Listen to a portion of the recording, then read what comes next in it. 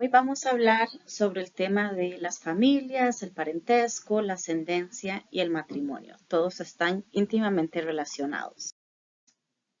Vamos a aprender sobre qué son las familias y qué funciones tienen en la sociedad. Distintos tipos de familia alrededor del mundo. Esto es fascinante. Distintas terminologías de parentesco, sistemas que se usan alrededor del mundo para nombrar a los familiares. Luego vamos a especificar un poquito, ahondar en las funciones ya del matrimonio y algunos tipos de matrimonio alrededor del mundo. Bueno, ¿qué son las familias? Cuando hablamos de familias, hablamos de estas relaciones de parentesco, ¿no? ¿Quiénes son sus parientes? El parentesco se refiere a estas relaciones que se encuentran en todas las sociedades y que son establecidas por sangre o matrimonio. Es decir, todas las sociedades del mundo, pasadas y contemporáneas, han definido que ciertas personas en la sociedad se consideran familia y ciertas personas no. Y quienes se consideran familia están relacionados, ya sea por sangre, aunque no todas las personas relacionadas por sangre se consideran familia, o por matrimonio. Hay algunas excepciones, por ejemplo, los hijos adoptivos en las sociedades que reconocen hijos adoptivos son, por supuesto, familiares, ¿no? Son como cualquier otro hijo o hija, pero técnicamente no es una relación ni de sangre ni de matrimonio. Todos los temas que vamos a hablar hoy siguen en la parte estructural de esta pirámide de las sociedades, ¿no? Todavía estamos hablando de relaciones sociales. En este caso, específicamente, de las relaciones de familia en la sociedad. Bueno, para entender un poco estas relaciones de familia alrededor del mundo, los antropólogos han usado históricamente un diagrama que se ve más o menos así, el diagrama de la familia. Usamos un triángulo para representar un hombre, un círculo para representar una mujer. El signo de igual representa un matrimonio, en este caso hay un hombre casado con una mujer. Esta línea vertical indica descendencia, es decir, de este matrimonio descendieron 3 personas y esta otra línea aquí especifica que son hermanos, ¿no? También cuando hacemos un diagrama familiar, siempre ponemos la palabra ego para decir o interpretar este diagrama desde la perspectiva de alguna persona en particular, ¿no? Entonces, el diagrama de este ego aquí es un hombre, tiene un hermano, una hermana, una mamá, un papá, y ahí sigue. Bueno, ¿cuáles son las funciones del parentesco entonces? Hay 2 tipos, una vertical. La función vertical es que establecer estas relaciones de parentesco, de familia, garantizan la continuidad social porque establece lazos entre las generaciones. Es decir, tenemos una generación de personas adultas, y luego tienen hijos y esos hijos tienen otros hijos y según las reglas de la sociedad se entienden, ¿no? Que es una forma en que cada generación se relaciona consigo misma. Si no existiera ninguna regla acerca de las familias, ¿cómo se relaciona una generación con otra? No se sabría, ¿no? Esto también ayuda a facilitar todo el entendimiento de educación, herencia, propiedades, etc. Es decir, ¿cómo se sabe a quién le toca criar a cuáles niños? ¿A quién le toca educar a cuáles niños en la sociedad? ¿Quién le hereda la propiedad a quién o los terrenos a quién? Bueno, estas reglas se establecen usualmente a través de estas reglas de familia. El parentesco también tiene una función horizontal. Ayuda a unir a una misma sociedad en la misma generación. Es decir, más allá de quién se encarga de cuáles niños en una sociedad, ayuda a crear vínculos dentro de la misma sociedad porque las personas se casan entre sí, se relacionan entre sí de diferentes maneras, ¿no? Entonces, Si yo tengo una familia y estamos relacionados con esta otra familia, ahora somos una gran familia, ¿no? Porque estamos relacionados porque alguien se casó de mi familia con otra. Todo eso ayuda a mantener la sociedad cohesiva, unida. Al menos en buena teoría, ¿no? Bueno, vamos a ver entonces distintos tipos de familia alrededor del mundo. Es decir, aunque todas las sociedades tienen este concepto de la familia, ¿no? De que algunas personas, ya sea por relaciones de sangre o de matrimonio, se consideran familia, no todas las reglas son iguales. Los antropólogos han hecho una revisión de todos los tipos de familia alrededor del mundo, pasados y presentes, y han determinado que hay realmente tres tipos grandes de familia. Las familias nucleares, las familias extensas o extendidas y los grupos de ascendencia. Vamos a empezar con las familias nucleares y después vemos las otras dos. Las familias nucleares deben ser muy conocidas, muy familiares para ustedes, ¿no? Es simplemente los padres y los hijos. Ahora, nosotros especificamos dos tipos de familias nucleares.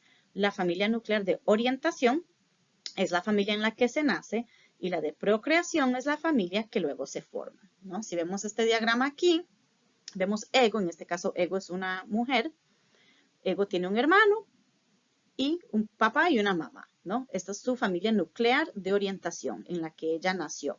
Eventualmente, Ego se hizo adulta, se casó con este hombre, tuvieron dos niños y ahora formaron su propia familia nuclear de procreación. Las familias nucleares son el tipo de familia que encontramos en las bandas de cazadores-recolectores, pero también en muchas sociedades actuales, en estados industrializados. ¿Por qué? Bueno, las bandas de cazadores-recolectores habíamos dicho que son sociedades pequeñas, ¿no? Máximo unas 50 personas y que todos están relacionados. Y son sociedades pequeñas, son sociedades muy móviles, ¿no? Entonces, para movilizar un grupo es útil estar a cargo de un grupo pequeño nada más, ¿no? Si la banda se va a mudar, yo como mamá estoy responsable con mi esposo y mis hijos y nada más, ¿no? De encargarme de la mudanza de esas personas. Bueno, lo mismo pasa en las sociedades actuales, ¿no? Hoy en día hay muchas personas que se mudan por el trabajo, ¿no? Tal vez nacen aquí en Puerto Rico, luego se van a trabajar a Nueva York, yo qué sé. En ese tipo de sociedad, pues también es más fácil encargarse de un grupo nuclear que de una familia más extensa. Bueno, el segundo tipo son las familias extendidas. Las familias extendidas son esencialmente una combinación de múltiples familias nucleares. Pueden ser familias extendidas verticalmente, donde los abuelos, los padres y los hijos conviven en un hogar, o pueden ser familias extendidas a lo horizontal, es decir, por ejemplo, dos hermanos con sus esposas y sus hijos. Familias extendidas son comunes en sociedades basadas en la agricultura, ¿no? ¿Por qué? Bueno, porque si uno se pone a pensar en el trabajo de la agricultura, se necesita mucha mano de obra, ¿no? Entonces, en este tipo de sociedad, es muy común ver la familia extendida porque se tienen muchas personas de confianza trabajando la misma tierra. Y por último, el tercer tipo de familia son los grupos de ascendencia. Ahora, los grupos de ascendencia son muy distintos a lo que estamos nosotros acostumbrados. Entonces, tómense el tiempo de aprender esto con calma. ¿Okay? Los grupos de ascendencia son unidades sociales permanentes donde los miembros se definen por tener ancestros en común. En un grupo de ascendencia no se trata solo de la pequeña familia nuclear o de la familia extendida, sino de todo un grupo familiar que incluye múltiples generaciones y lo que importa para ellos es decir que tienen algún ancestro en común. Hay varios tipos. El primero es la ascendencia unilineal y Estos son grupos donde la pertenencia al grupo de ascendencia se define solamente por el padre o la madre. Es decir, yo como persona, si nazco en una de estas sociedades, aunque biológicamente yo estoy relacionada tanto a los parientes de mi papá como de mi mamá, según las reglas sociales y culturales, ¿no? Si vivo en una sociedad con ascendencia unilineal, no voy a pertenecer formalmente a ambas familias, solo la de mi papá o la de mi mamá. Los grupos unilineales se dividen en dos. Están los patrilineales, en este caso la membresía en el grupo la da el padre. Dentro de las sociedades que aún hoy en día practican ascendencia, la ascendencia patrilineal es la más común. Hay muchos grupos tribales actualmente que practican la ascendencia patrilineal, pero un dato curioso es que los griegos y los latinos antiguos también practicaban la ascendencia patrilineal, ¿no? Las familias griegas, italianas actualmente no practican esto, viven en familias nucleares o tal vez extendidas, pero sus ancestros sí. Y esto explica por qué en sociedades como la nuestra, que son, ¿no? si somos antiguas colonias españolas, que son descendientes de los latinos, ¿no? ¿Por qué tenemos el apellido del papá? Primero, bueno, porque antes pertenecíamos solamente al grupo patrilineal. Y así es como se ve en el diagrama, ¿no? Tenemos aquí a Ego, en este caso es una mujer. Ego y su hermana y su hermano van a pertenecer solo al grupo de ascendencia del papá. De nuevo, no es que no sepan quién es su mamá ni conozcan a estos otros parientes. Es que formalmente, para efectos de las reglas de la sociedad, solo pertenece al grupo de su papá. Igualmente, su papá, su tío y su tía van a pertenecer ¿a quién? Al grupo de ascendencia del abuelo. De la misma manera, por ejemplo, aquí el hermano de Ego tuvo 2 hijos, ¿no? Los 2 hijos, tanto los varones como las mujeres, van a pertenecer al grupo de ascendencia del papá. Ego no le pasa la membresía en su grupo familiar a sus hijos. ¿Por qué? Porque Ego es mujer. Estos niños de aquí van a pertenecer al grupo de ascendencia de su papá, quien sea que haya sido el esposo de Ego. También están los grupos matrilineales. En este caso, la membresía en el grupo de ascendencia lo da la madre. Esto es menos común, pero hay algunos grupos aislados tanto en Asia como en África, el Pacífico, algunos grupos indígenas en las Américas que practican aún hoy en día la ascendencia matrilineal. Aquí vemos el diagrama, aquí está Ego, su hermano y su hermana, y vemos que en este caso, como es una familia matrilineal, van a pertenecer al grupo de la mamá solamente, y de ahí al de la abuela, ¿no? Las mujeres son las que van pasando la membresía al grupo. En este caso, los hijos de Ego sí son parte de su grupo porque es un grupo matrilineal, así como los de su hermana. Pero los hijos del hermano de Ego ya no. Ellos van a pertenecer al grupo de su mamá, de la esposa de este hombre aquí. Antes de pasar a los grupos, a los otros grupos de ascendencia, quiero aclarar un poco estos conceptos, ¿no? El primero es el concepto de un linaje, porque al final estos grupos de ascendencia son estos linajes. En estas sociedades se reconocen hasta 10 generaciones y yo he conocido niños de algunas de estas sociedades que me han podido decir 10 generaciones hacia atrás quiénes son sus antepasados. Yo no puedo. Yo puedo decirles a ustedes los nombres de mis papás, de mis abuelos, mis bisabuelos y creo que hasta ahí, ¿no? Pero en estas sociedades es muy importante saber generación por generación de quién descienden, ¿no?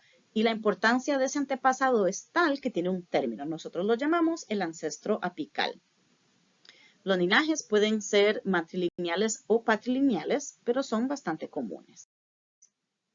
Les voy a dar un ejemplo. Este es el árbol familiar, ¿no? El diagrama de la familia real del país de Jordania, del reino de Jordania, en este momento un país del Medio Oriente, ¿no?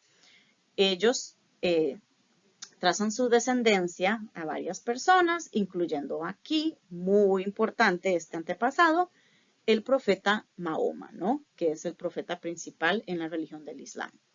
Después de Mahoma, descendieron muchas generaciones, estamos hablando miles de años aquí. Siguen para abajo, hasta llegar hoy en día al rey Abdullah de Jordania, ¿no? Entonces, nosotros no tenemos ninguna forma de comprobar que esto sea cierto, pero lo importante es que vieron como ellos dicen poder trazar generación por generación sus antepasados, ¿no? Hasta llegar a Mahoma, un profeta milenario. Aquí hay una foto de la familia real de Jordania actualmente. Los clanes son una combinación de linajes, pero la diferencia más importante aquí es que aunque ellos también creen que descienden todos de un ancestro apical, no buscan trazar esa ascendencia generación por generación. Simplemente saben que son descendientes de este ancestro. Y por eso algunos clanes dicen descender de una persona y otros de un animal. Nosotros sabemos que biológicamente, genéticamente es imposible que los seres humanos desciendan de otro animal, pero eso no es lo que importa, es que es un animal que representa este ancestro de estos clanes. Un ejemplo son los clanes de los Haudenosaunee. Algunos de ustedes los podrán conocer como los Iroquois, ¿no? Un grupo, una confederación de grupos indígenas que habitaron toda la parte norte de lo que es hoy en día el estado de Nueva York. Siguen habitando ahí, obviamente números reducidos, pero ellos se identifican en 6 naciones, ¿no? Los Seneca, Cayuga, Onondaga, Tuscarora, Oneida y los Mohawk. Y cada uno de estos se divide en clanes. Ellos tienen los clanes del oso, del venado, del águila, del lobo, ¿no? De nuevo, estos seres humanos no descienden genéticamente de un oso, ¿no? Ni de un águila, pero usan este ancestro para definir el clan. Así. Siguiendo entonces con los grupos de ascendencia, vimos que hay 2 tipos de ascendencia unilineal, ya sea patrilineal, que es pertenecer al grupo familiar del papá, o matrilineal, que es de la mamá. Hay algunos grupos, aunque más reducidos, que reconocen lo que llamamos ascendencia cognática. En este caso, la pertenencia al grupo de ascendencia se traza tanto por la mamá como por el papá. Y hay 3 subtipos de ascendencia cognática. El primer tipo es la ascendencia doble. La ascendencia doble se traza tanto de forma matrilineal y patrilineal, pero es una ascendencia situacional. Es decir, como persona en una sociedad que practica la ascendencia doble, yo pertenezco al grupo de mi mamá y al grupo de mi papá, pero no pertenezco de manera igual. Por ejemplo, en algunas de estas sociedades hay reglas que dicen que la propiedad mobiliaria, cosas que se pueden mover, ¿no? Herramientas que uno posea, bienes materiales, se heredan por la mamá.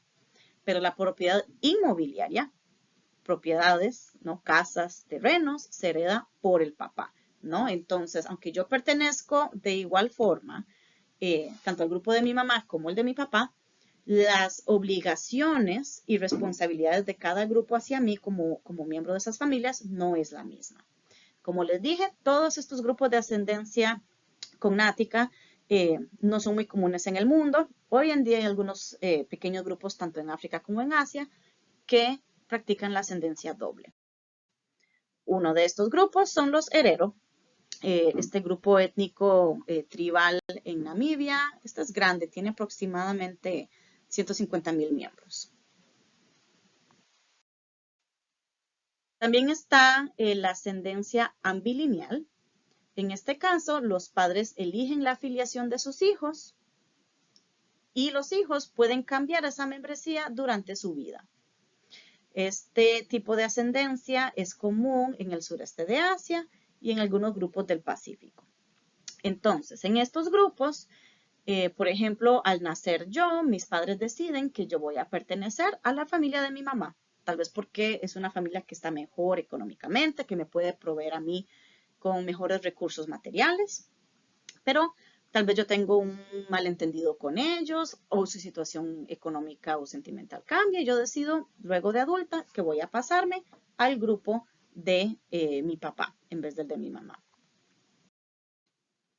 Los samoanos, las personas que habitan estas islas de Samoa en el Pacífico, practican este tipo de ascendencia. Para los que conocen aquí a La Roca es samoano y sí, él pertenece a una cultura que aún hoy en día sigue practicando esta ascendencia ambilineal. El tercer grupo son los que reconocen la ascendencia bilateral. En este caso, se pertenece de igual forma al grupo de la mamá y el papá y las reglas son las mismas, ¿no? Esto también es muy poco común, se practica entre algunos grupos en el oeste de África, algunas partes de la India y algunos grupos indígenas aborígenes de Australia. Ahora, no quiero que se confundan. En Puerto Rico, por ejemplo, se considera que uno pertenece tanto a la familia del papá como de la mamá. Eso es cierto. Pero nosotros no vivimos en una sociedad donde se practique la ascendencia en ese sentido, ¿no? Un ejemplo son los Himba. Los Himba de Namibia es un grupo que practica este tipo de ascendencia. Bueno, ahora vamos a pasar a discutir un poco estas terminologías de parentesco. Esto tiene que ver con cómo se les llama a los familiares, ¿no? Y no estoy hablando de Juan, María, Pedro, Susana, ¿no? Me estoy refiriendo a que cada sociedad tiene un sistema para nombrar distintos tipos de familiares. Tenemos términos no para el individuo, sino para el tipo de relación que tenemos con ese individuo. ¿Okay? Los antropólogos han detectado 6 tipos. Vamos a aprender 4 basándonos en la generación de los padres. Es decir, ¿qué nombre le ponemos a las personas en la generación de nuestros padres? Aquí en Puerto Rico, ¿cómo se les dice? Mamá, papá, tío y tía. Tenemos 4 términos, pero como vamos a ver, eso no es para nada universal alrededor del mundo. Los 4 tipos que vamos a aprender son el sistema lineal, de fusión bifurcada, generacional y colateral bifurcado. Vamos a ver el sistema lineal. Cuando uno ve en estos diagramas una persona que es un cuadrado, eso significa que el género no está especificado. Para efectos de este diagrama, no importa si esta persona se considera hombre o mujer en esa sociedad o algún otro término en sociedades que reconocen más de 2 géneros. Luego, en el capítulo de género, hablamos más a profundidad sobre eso. Bueno, en este caso hay una persona, tiene a alguien que llaman mamá, a alguien que llaman papá, ¿no? La hermana, ¿no? La hermana mujer de cada lado se le dice igual. Es decir, hay un término que solo tiene esta persona y es mamá, y solo hay una mamá. La hermana de mi mamá, en español le decimos tía. La hermana de mi papá, también le decimos tía. Técnicamente, estos son 2 tipos de familiares distintos. Una es hermana de mi mamá y la otra mujer es hermana de mi papá, pero ambas les decimos tía. De igual forma, al hermano de la mamá y al hermano del papá le decimos tío en español. Evidentemente, el sistema que nosotros usamos en Puerto Rico es el sistema lineal. El sistema de terminología de fusión bifurcada, como ven aquí, se ve distinto. Aquí está la persona, no importa su género, el punto es que tiene una mamá, y un papá. Pero vean lo que pasa aquí. En este sistema, a la hermana de la mamá se le dice igual, cualquiera que sea la palabra en ese idioma. Si fuese en español, significa que a la hermana de mi mamá también la llamo mamá. Pero ¿qué pasa con una otra mujer en esa generación? A la hermana de mi papá no le digo mamá, le digo tía, otro término. Como ven, lo que está pasando aquí, por esto el término de fusión bifurcada, se bifurca la familia, el lado de la mamá se separa del papá, pero luego se fusiona al pariente del mismo género, ¿no? ¿Por qué esto es importante? Este sistema, como pueden ir adivinando, se usa en sociedades con ascendencia unilineal, porque recuerden que uno solo pertenece o a la familia de la mamá o la del papá. Entonces tiene sentido que a la hermana de mi mamá yo le diga mamá también, ¿no? Porque somos parte de la misma familia, del mismo grupo de ascendencia en este caso. Y para todo efecto social, esta persona es como mi mamá. Esta señora, tal vez yo la quiero mucho y me llevo muy bien con ella, pero ella no es mi mamá. Ella no pertenece a mi grupo, pertenece a otro. Entonces tiene otro término. De igual manera pasa con el papá. El hermano del papá se le dice papá, la misma palabra. Pero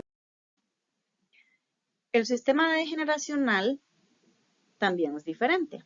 En este caso, como pueden ver, a todas las mujeres de la misma generación se les dice un solo término, mamá.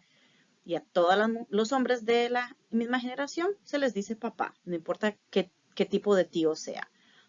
Esto es común en las sociedades que practican la ascendencia ambilineal, porque recuerden que dijimos que en este caso se puede pertenecer a uno o a los dos, ¿no?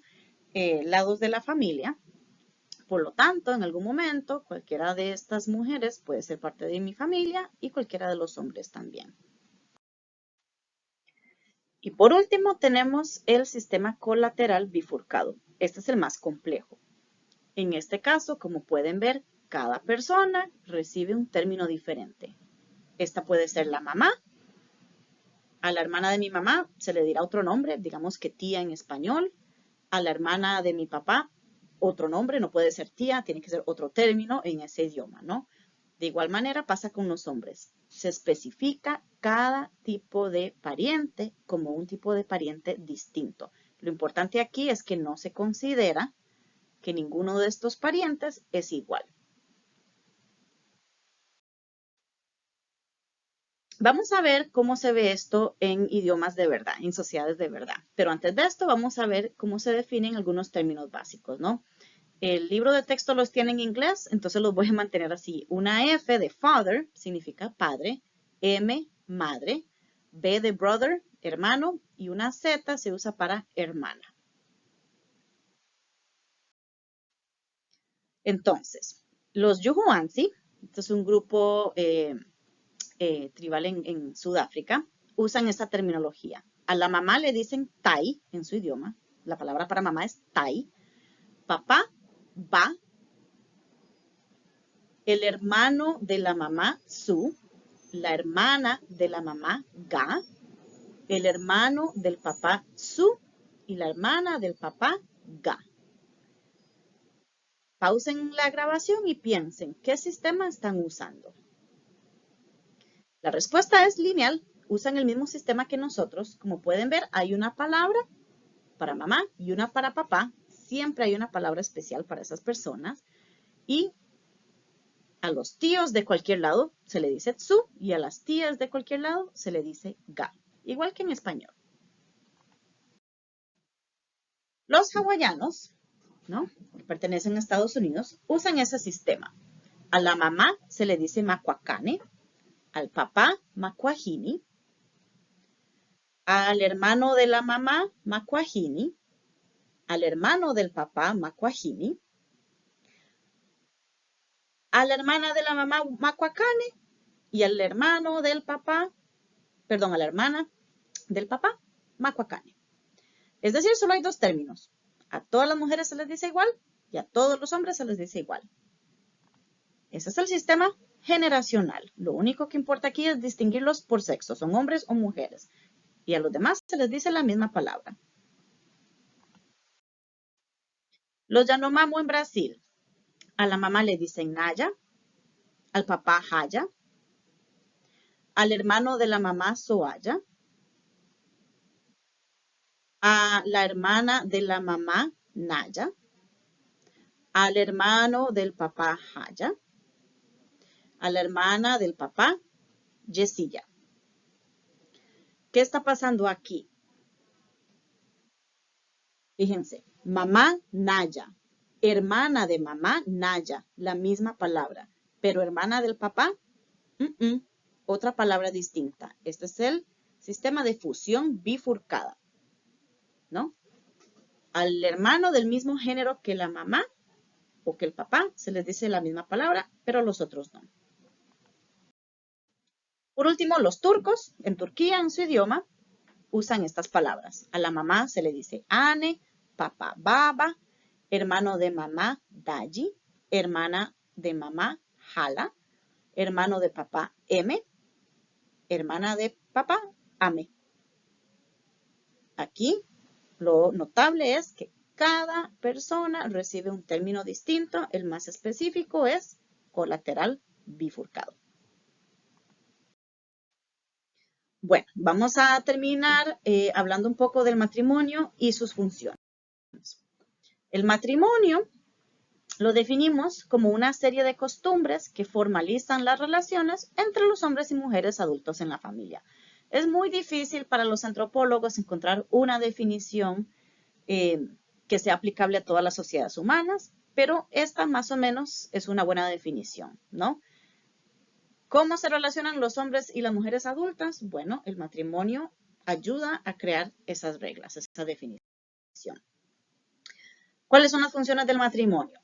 Crea relaciones relativamente estables entre los hombres y las mujeres que regulan tanto las relaciones sexuales como la reproducción.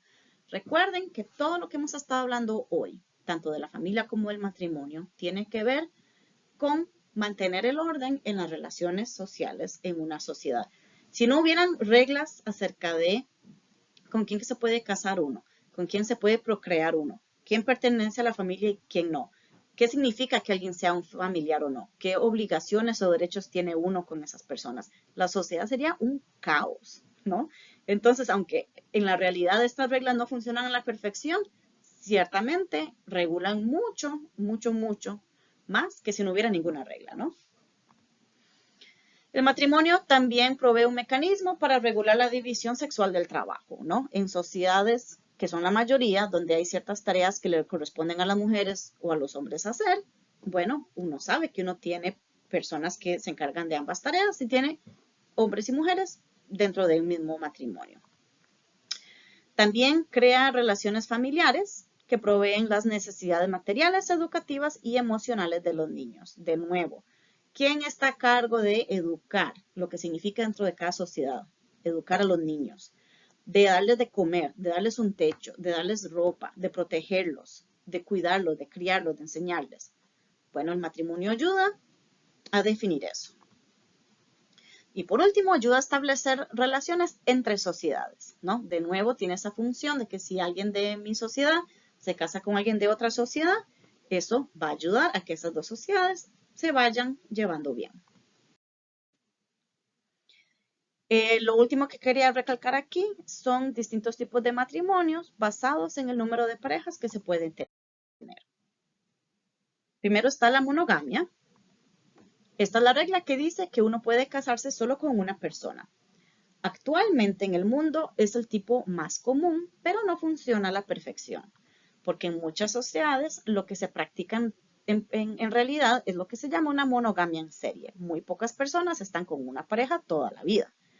Lo que pasa más comúnmente es que tienen una pareja y si esa relación no funciona, después tienen otra, una a la vez, pero a lo largo de la vida, realmente muchas personas tienen más de una pareja. También está la poliginia. Esto es cuando un hombre puede casarse con múltiples mujeres. Aquí hay un ejemplo de una familia yoruba en Nigeria, un hombre con varias esposas y sus hijos. Hay muchas sociedades, no son la mayoría, pero hay muchas sociedades que practican la poliginia, aunque es más común en teoría que en práctica. ¿Por qué? porque hay obligaciones y responsabilidades. Un hombre no puede tener múltiples esposas en estas sociedades si no son capaces de proveer a ellas, ¿no? Económicamente, materialmente y emocionalmente, tanto a ellas como a sus hijos. Entonces no son todos los hombres los que pueden llegar a tener varias esposas. Y por último está la poliandria. Esto es cuando una mujer puede casarse con múltiples hombres. Esto es muy poco común, de hecho solo ocurre en algunas sociedades alrededor del Himalaya. Y no es exactamente una imagen espejo de la poliginia, ¿no? En este caso no es una mujer que demuestra su poderío económico manteniendo varios hogares. En este caso lo más común es que 2 hermanos o 3 hermanos comparten la misma esposa. Bueno, hay más detalles sobre todo esto en el libro de texto. Y como siempre, si tienen alguna pregunta, pueden enviarme un mensaje o escribirlo en el foro.